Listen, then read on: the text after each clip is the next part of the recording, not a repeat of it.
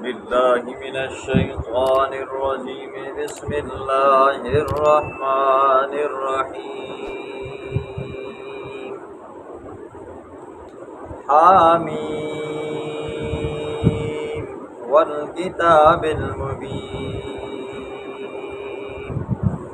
إنا جعلناه قرآنا عربيا لعلكم تعقلون.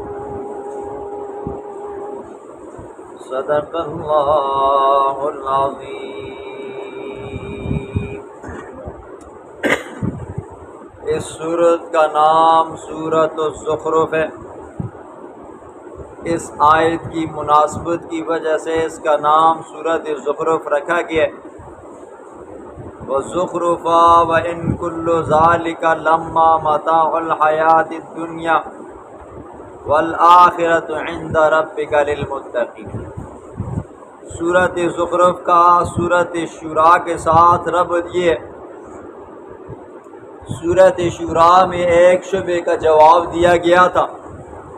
آپ نے سنا ہے جی ہر حوامیم کے اندر حوامیم سبا کے اندر اللہ رب العزت ایک ایک شبہ کو بیان فرمائیں گے اور اس کا جواب دیں گے. سورۃ حامیم سجدہ کے اندر بھی آپ نے شبہ سنا. سورۃ شورى کے اندر بھی آپ نے شبہ سنا تھا. شبہ کیا تھا جی؟ شبہ یہ تھا مشرکین کہتے ہیں کہ ہمیں سابقہ کتابوں میں ایسی عبارتیں ملتی ہیں جس سے غیر اللہ کی پکار کی اجازت ملتی ہے، جس کے اندر یہ معلوم ہوتا ہے کہ اللہ کے سوا غیروں کو پکارا جائے تو یہ جائز ہے. یہ بات ہمیں وہاں سے ملتی ہے. تو اس کا وہاں پر جواب دیا تھا کہ اللہ رب العزت نے تمام انبیاء کی طرف یہ وحی کی ہے کہ سب کچھ کرنے والا، سب کچھ جاننے والا صرف اور صرف رب کی ذات ہے. اللہ کے سوا اور کوئی ذات نہیں ہے. باقی جو آپ کو ملتا ہے سابقہ کتابوں کے اندر جس سے شرک کی تائید ہوتی ہے، وہ ضدی مولوی، گمراہ مولوی، گمراہ پیر، گمراہ پیشوا، یہ ضد کی وجہ سے انہوں نے سابقہ کتابوں کے اندر انگلیاں ماری ہیں، تب جا کر آپ کو یہ ملتا ہے. ورنہ قرآن کے اندر اللہ کے سوا غیر اللہ کی عبادت کو حرام قرار دیا. اب سورۃ زخرف کے اندر بھی ایک شبہ ہے. اب وہ شبہ کیا ہے جی؟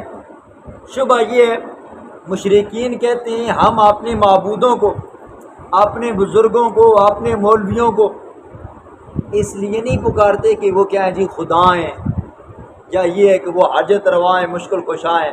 ہم ان کو اس لیے پکارتے ہیں کہ یہ ہمارے سفارشی ہیں. ہم ان کے آگے اپنی سفارش رکھتے ہیں، یہ اللہ کے آگے بات کرتے ہیں، اللہ ان کی مان لیتا ہے اور ہمارا کام بن جاتا ہے. تو اللہ نے اس کا بھی جواب سورت کے آخر میں دیا. فرمایا وَلَا يَمْلِكُ الَّذِينَ يَدْعُونَ مِن دُونِهِ الشَّفَاعَةَ. اللہ کے سوا نہ کوئی معبود ہے، اور جن لوگوں نے دنیا میں شرک کیا قیامت والے دن ان کو کوئی سفارش کا حق نہیں ملے گا. سفارش کا حق اسی بندے کو ملے گا جس نے دنیا میں رب کو رب مانا، اللہ کے سوا کسی اور کی عبادت نہیں کی. اس بندے کو شفاعت کا حق ملے گا. سورۃ الزخرف کا خلاصہ یہ ہے، اس میں 3 دلائل عقلیہ اللہ رب العزت بیان فرمائیں گے. 4 دلائل نقلیہ جن میں سے 3 تفصیلی ہوں گے اور 1 اجمالی ہوگا. سورت کے آخر میں اللہ رب العزت سورت کے دعوے کو بیان فرمائیں گے وَلَا يَمْلِكُ الَّذِينَ يَدْعُونَ مِن دُونِهِ الشَّفَاعَةَ. اللہ سے نیچے نیچے جن کو تم پکارتے ہو نا، وہ قیامت والے دن اللہ کے دربار میں اللہ سے زبردستی سفارش کر کے مجھ سے چھڑا نہیں سکتے. بسم اللہ الرحمن الرحیم. حامیم حروف مقطعات. والکتاب المبین، قسم ہے کتاب کی، ایسی کتاب المبین جو مسئلے کو واضح کرنے والی ہے. ٹھیک ہے، اللہ نے قرآن کی قسم اٹھائی، فرمایا قسم ہے اس کتاب کی جو مسئلے کھول کھول کر بیان کرتی ہے. کیا مسئلہ ہے جی؟ اور پتر منگنا کو اگر تسی منجو دربار تے تو اللہ نے کل کیا کہا جی؟ شہاب لمن یشاء اناسا، جس کو چاہتا ہوں بیٹیاں دیتا ہوں، وَيَهَبُ لِمَن يَشَاءُ الذُّكُورَ جس کو چاہتا ہوں بیٹے دیتا ہوں، وَيَجْعَلُ مَن يَشَاءُ عَقِيمًا جس کو چاہتا ہوں بانجھ کرتا ہوں، ککھ نہیں دیتا ہوں۔ اب بتاؤ بیٹے دینے والا کون ہے جی؟ اللہ۔ بیٹیاں دینے والا کون ہے؟ اللہ۔ اور نہ دینے پہ آئے کوئی لے نہیں سکتا، یہ کرنے والا کون ہے جی؟ اللہ۔ اللہ فرماتے ہیں یہ مسئلے کھول کھول کر بیان کر دیے، لیکن استاد رحم اللہ کہا کرتے تھے نا جی، رب رسے تو مت کھسے۔ جب رب ناراض ہوتا ہے نا جی، بندے کی یہ جو کھوپڑی کے اندر جو بھیجا ہوتا ہے نا، یہ اللہ کھینچ لیتا ہے، سوچنے سمجھنے والی صلاحیت ہی ختم ہو جاتی ہے۔ اِنَّا جَعَلْنَاهُ بے شک ہم نے کیا ہے اس قرآن مجید کو قرآنً عربیًا عربی زبان کے اندر، لعلکم تعقلون تاکہ تم سمجھ جاؤ، یہ عرب والو تاکہ تم سمجھ جاؤ۔ قرآن عربی میں نازل ہوا کیونکہ قوم کون تھی جی؟ آگے عربی تھی جی، جس کے اوپر نازل ہوا وہ بھی کیا تھا جی؟ عربی تھا، اور جن کو خطاب کیا جا رہا ہے وہ بھی کیا تھے جی؟ عربی تھے جی۔ اور اہل عرب کے ہاں عرب کے اندر جو جو لوگ اس وقت بستے تھے ان میں سے کچھ یہودی تھے، کچھ عیسائی تھی، کچھ کی زبان عبرانی تھی، کچھ کی زبان کیا سریانی تھی، یونانی تھی، کچھ کی زبان کیا تھی جو رومی تھی، لیکن عربی سب کو آتی تھی، عربی سب کو آتی تھی، اس لیے اللہ نے فرمایا ہم نے اس قرآن کو عربی میں نازل فرمایا ہے۔ وَإِنَّهُ بے شک وہ قرآن فی الکتاب لوح محفوظ میں علم الہی ہے، اللہ کے علم میں ہے، لدینا ہمارے پاس، لعلی البتہ بلند ہے، حکیم حکمتوں والی ذات ہے۔ افنضرب عنکم الذکر کیا ہم پھیر دیں گے تم سے الذکر نصیحت کو، صفحا پہلو پھیرتے ہوئے، ان کنتم قوما مسرفین یہ کہ ہو تم قوم حد سے بڑھنے والی۔ ٹھیک ہے، اللہ فرماتے ہیں افنضرب عنکم الذکر کیا ہم تم سے نصیحت کو پھیر دیں گے صرف اس وجہ سے کہ تم ہماری بات نہیں مانتے ہو؟ فرمایا نہیں، تم مانو یا نہ مانو تمہیں نصیحت بار بار کی جائے گی، بار بار کی جائے گی۔ کیوں؟ اللہ کے دربار میں آپ یہ نہ کہہ سکو کہ ما جانا من بشیر ولا نذیر، اساں کو تو کوئی ڈرانا والا، کوئی خوشخبری دینا والا آیا ہی نہیں۔ تو اللہ فرماتے ہیں فقد جاءکم بشیر و نذیر، حالانکہ تمہارے پاس کیا ہے جی؟ ڈرانے والا، خوشخبریاں دینے والا آیا ہے۔ اور یاد رکھیں اللہ کا دستور ہے، اللہ کسی قوم کے اوپر عذاب اس وقت تک نازل نہیں فرماتا جب تک اللہ اس قوم کے اندر پیغمبر نہ بھیجے۔ صورت بنی اسرائیل میں آپ نے سنا ہے، فرمایا وَمَا كُنَّا حَتَّى نَبْعَثَ رَسُولًا وَمَا كُنَّا مُعَذِّبِينَ حَتَّى نَبْعَثَ رَسُولًا، ہم اس وقت تک اس قوم کو عذاب میں مبتلا نہیں کرتے جب تک کہ اس قوم کے اندر پیغمبر نہ بھیجیں۔ جب اللہ پیغمبر بھیجتا ہے، پیغمبر آ کر اللہ کے فرمان بتاتا ہے، اللہ کے احکامات بتاتا ہے، قوم اس کو جھٹلاتی ہے، جھٹلانے کے نتیجے میں اللہ کا عذاب آ جاتا ہے۔ وَكَمْ أَرْسَلْنَا اور کتنے ہی ہم نے بھیجے ہیں نبی فی الاولین پہلے قوموں کے اندر ہی، وَمَا يَأْتِيهِمْ اور نہیں آیا ان کے پاس من نبی کوئی بھی نبی الا مگر کانوا بہ یستہزئون مگر وہ تھے اس کے ساتھ ٹھٹا مذاق کرتے۔ اللہ فرماتے کہ میرے محبوب آپ سے پہلے بھی کئی پیغمبر آئے ہیں، جو بھی پیغمبر آیا اس کے ساتھ اس کی قوم نے کیا کیا جی؟ ٹھٹا مذاق کیا۔ حضرت نوح علیہ السلام کا آپ نے قصہ سنا ہے 14ویں پارے میں، قرآن کہتا ہے کلما مر علیہ ملأ من قومی، جب بھی قوم کے لوگ حضرت نوح علیہ السلام کے پاس سے گزرتے نا جی تو سخروا من ٹھٹا مذاق کیا کرتے تھے۔ اللہ کا حکم تھا میرے نوح کشتی بنا۔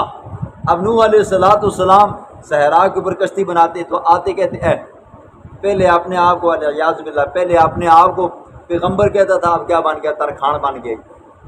اور پہلے اپنے آپ کو عقل مند سمجھدار کہتا تھا، اب دیکھو صحرا ہے جی، ریتلا علاقہ ہے اور یہاں پر کشتی بنا رہا ہے، کشتی چلے گی وہاں کہاں پر؟ کوئی کہتا ہے میرے گھر کے دروازے میں باہر چلے گی، ہم سوار ہوں گے، یہ ہوں گے، تو ٹھٹے مذاق کیا کرتے تھے۔ اللہ فرماتے پھر اس ٹھٹا مذاق کا نتیجہ کیا ہوا؟ فرمایا فَأَهْلَكْنَا پس ہم نے ہلاک کیا اشد منہم بطشا سخت گرفت کرنے والوں کو جی۔ ٹھیک ہے، بڑی لمبی عمریں تھی جی، بڑی جسامت والے لوگ تھے، طاقت والے لوگ تھے۔ آپ نے سنا ہے من اشد منا قوہ کہا کرتے تھے، اسوں کو بھی بڑا کوئی طاقتور ہے جی۔ ٹھیک ہے، آج بھی دیکھو نا احرام مصر ہیں جی، ٹھیک ہے، اس زمانے کے بنائے ہوئے لوگوں کے وہ فرعونوں کے محلات ہیں جی، بندہ حیران اور پریشان ہوتا ہے کہ بھئی ان لوگوں نے بنایا کیسے؟ جدید ٹیکنالوجی بھی استعمال کی جائے نا تو ایسے نہیں بنتے جی، ٹھیک ہے، لیکن انہوں نے بنائے باوجود اس کے کہ لمبے دراز کا دیں، پتہ نہیں اللہ ہی معاف کرے۔ نیٹ کے اوپر حضرت نوح علیہ السلام کی قبر بھی دکھاتے ہیں، حضرت لوط علیہ السلام، حضرت موسیٰ علیہ السلام، وہ لمبی لمبی قبریں ہیں جی، پتہ نہیں سچ ہے جھوٹ ہے، لیکن یہ ہے کہ ہاں فرعون کی جو عجائب گھر کے اندر اس کی لاش پڑی ہوئی ہے، اس کا قد دراز بتایا جاتا ہے جی، بڑا لمبا قد ہے جی۔ تو لمبے لمبے قد والے لوگ تھے جی، اور بڑی بڑی لمبی لمبی عمروں والے۔ اصلی تو عمر ہی کیوں ہوتی ہے جی، زیادہ سے زیادہ 100 سال ہوتی ہے، کڑا بہت موٹا جی بھی گیا 120 سال ہوتی ہے، اس کے بعد پھر ختم ہی ہونا جی۔ لیکن ان کی کیا ہوتی تھی؟ ان کی جوانی شروع ہوتی تھی 300 سال سے جی، 200 سال سے، 400 سال سے ان کی جوانی شروع ہوتی تھی، بچپنا ختم ہوتا تھا، ٹھیک ہے۔ ہمارا تو بڑھاپا بھی یہیں پہ ختم ہو جاتا ہے 100 سال بعد۔ وَمَضَى مَثَلُ الْأَوَّلِينَ، اور گزر چکی ہے مثال پہلے لوگوں میں جی، ٹھیک ہے، جنہوں نے پیغمبروں کی تکذیب کی، بات نہیں مانی، چاہے وہ قوم ابراہیم تھی، قوم شعیب تھی، قوم مدین تھی، قوم لوط تھی، قوم سمود تھی، قوم صالح تھی، قوم عاد تھی، قوم ایکا تھی، وغیرہ وغیرہ، اللہ نے ان کو صفحہ ہستی سے مٹایا جی، ٹھیک ہے۔ یہ نتیجہ ہوتا ہے استہزاء کرنے کا، مذاق کرنے کا، اللہ صفحہ ہستی سے مٹاتے ہیں۔ وَلَئِن سَأَلْتَهُم مَّنْ خَلَقَ السَّمَاوَاتِ وَالْأَرْضَ، پہلی دلیل عقلی آ گئی ہے جی، ٹھیک ہے، اور یہ دلیل عقلی ایسی ہے، اس کو استاد رحم اللہ اور حضرت شیخ القرآن رحم اللہ، حضرت شیخ القرآن رحم اللہ کے استاد حضرت مولانا حسین علی الوانی نور اللہ مرقدہ یوں تعبیر کرتے ہیں، فرماتے ہیں کہ یہ ایسی دلیل عقلی ہے کہ جس کو فریق مخالف مد مقابل بھی مانتا ہے۔ عربی کے اندر اس کو یوں کہتے ہیں علی سبیل الاعتراف من الخصم، مد مقابل بھی کہتا ہے واقعی یار دلیل ہے، ٹھیک ہے۔ یہ پہلی دلیل ہے، سنو۔ وَلَئِن سَأَلْتَهُم، میرا محبوب پوچھے ان سے، سوال کر ان سے، من خلق السماوات والارض، کس نے پیدا کیا آسمانوں کو، والارض، کس نے پیدا کیا زمینوں کو، لَيَقُولُنَّ، البتہ ضرور وہ کہیں گے، خلقہن، پیدا کیا ان کو، آسمانوں کو، زمینوں کو، العزیز، غالب ذات نے، العلیم، جاننے والی ذات نے۔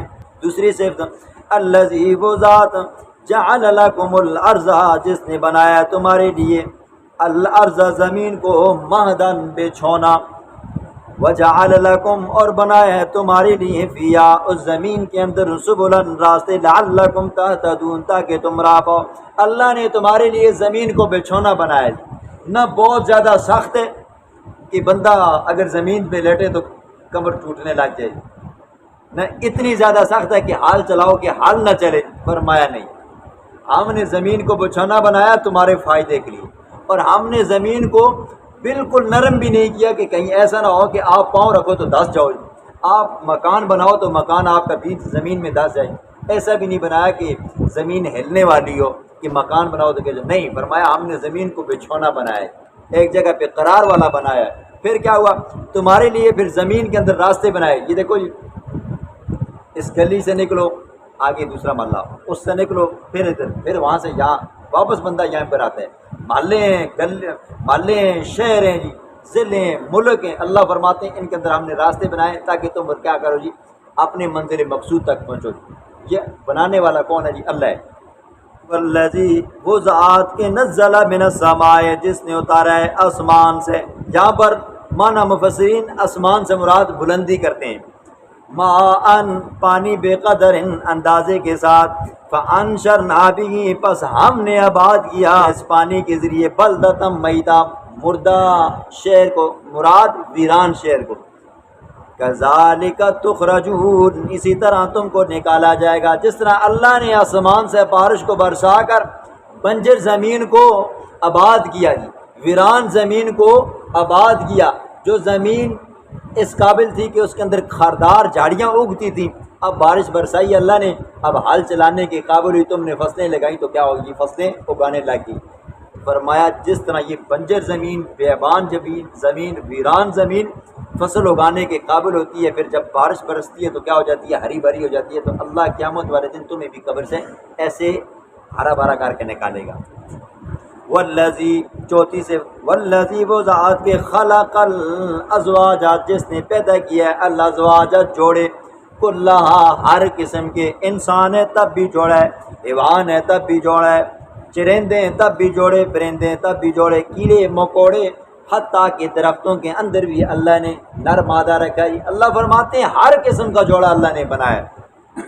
وَجَعَلَ لَكُمْ بنائی ہیں تمہارے لیے من الفلک کی کشتیاں، والانعام اور چپائے، ما ترکبون جس کے اوپر تم سوار ہوتے ہو، لتستووا تاکہ تم اطمینان کے ساتھ بیٹھو، علی ظہورہ ان چپاؤں کی پیٹھوں کے اوپر، ثم تذکروا پھر تم یاد کرو دل سے نعمت ربکم اپنے رب کی نعمتوں کو، اذا استویتم علیہ جب تم اطمینان کے ساتھ ان کے اوپر بیٹھو، وتقولوا پھر کہو سبحان الذی پاک ہے وہ ذات، سخر لنا جس نے تابع بنایا ہمارے، جس نے بس میں کیا ہمارے، ھذا اس سواری کو، وما کننا لہو نہیں تھے ہم اس کے لیے مقرنین تابع کرنے والے۔ ٹھیک ہے، جب سواری کے اوپر سوار ہو، اونٹ کے اوپر، گھوڑوں کے اوپر، خچروں کے اوپر نا، تو پھر اس وقت اطمینان کے ساتھ بیٹھو، بیٹھنے کے بعد پھر کیا کرو جی، یہ والی دعا پڑھو سبحان الذی سخر لنا ھذا وما کننا لہو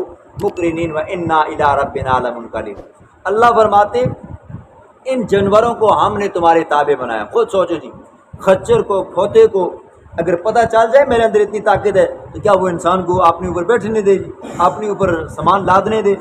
یا ہاتھی کو اپنی طاقت کا پتہ چل جائے تو کیا ہاتھی ہمیں بیٹھنے دے، اپنے اوپر سامان لادنے دے؟ اللہ فرماتے ہیں یہ جو تمہارے کام میں لگ گئے نا جی، تمہیں اپنے اوپر بٹھاتے ہیں، تمہارے کام کاج، تمہارے سامان کو یہاں سے اٹھا کر وہاں تک لے کر جاتے ہیں، یہ میں نے تمہارے تابع کیے ہیں۔ ٹھیک ہے، جب تمہارے تابع میں نے کیے تو پھر کیا کرو جی، تعریف بھی کس کی کرو؟ میری کرو۔ وَإِنَّا إِلَىٰ رَبِّنَا لَمُنْقَلِبُونَ بے شک ہم إِلَىٰ رَبِّنَا اپنے رب کی طرف لَمُنْقَلِبُونَ لوٹنے والے ہیں۔